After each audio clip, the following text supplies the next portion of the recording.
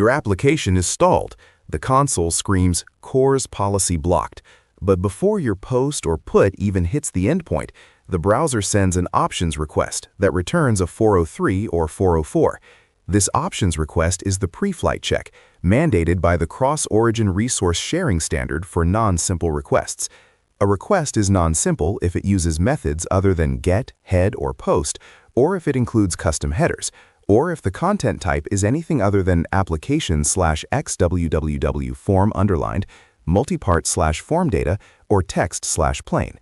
The browser executes this check to confirm the server explicitly permits the complex cross-origin interaction before committing sensitive data. If the preflight fails, the actual data request is never initiated, protecting the client from potential side effects of unauthorized requests. We must configure the server to respond correctly to this handshake. Understanding the trigger conditions is the first step to mitigation. Any request using methods like put, delete, patch, or custom verbs immediately requires a preflight. Furthermore, adding any header outside the CORS safe-listed set forces the preflight. Safe-listed headers include accept language, content type, and the DPR client hints. Crucially, if you send an authorization header or a custom XRequest ID header, the browser must first send the options request. The content type header is often the culprit. Sending application/JSON, which is standard in modern single-page applications, is not a simple content type and triggers the preflight handshake.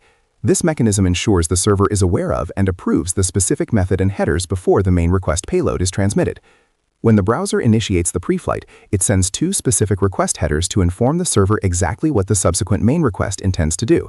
The access control request method header specifies the HTTP method the client plans to use, such as put or delete.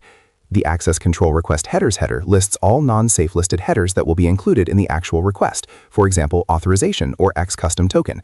The origin header is also present, indicating the domain making the request.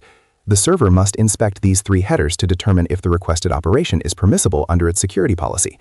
The server's response must directly address the capabilities requested in these headers, not just general permissions. The server must respond to the options request with a successful status code, typically 204 no content or 200 OK. The body is usually empty. The critical part is the response headers.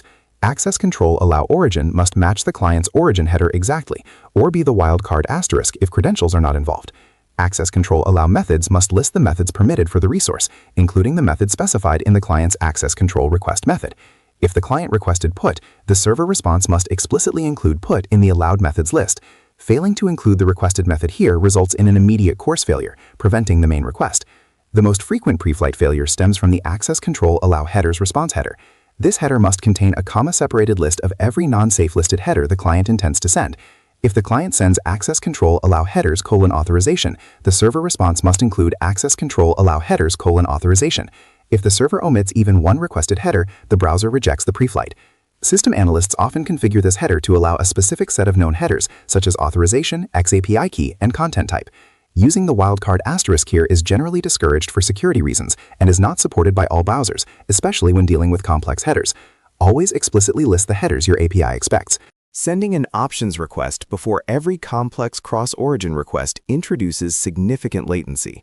To mitigate this, the server can include the access control max age response header. This header specifies, in seconds, how long the browser should cache the results of the preflight check for that specific resource and origin combination. For example, setting access control max age to 86,400 allows the browser to skip the preflight for 24 hours.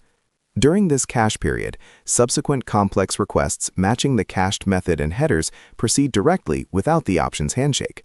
Setting this value too high risks stale permissions, but setting it too low defeats the performance benefit.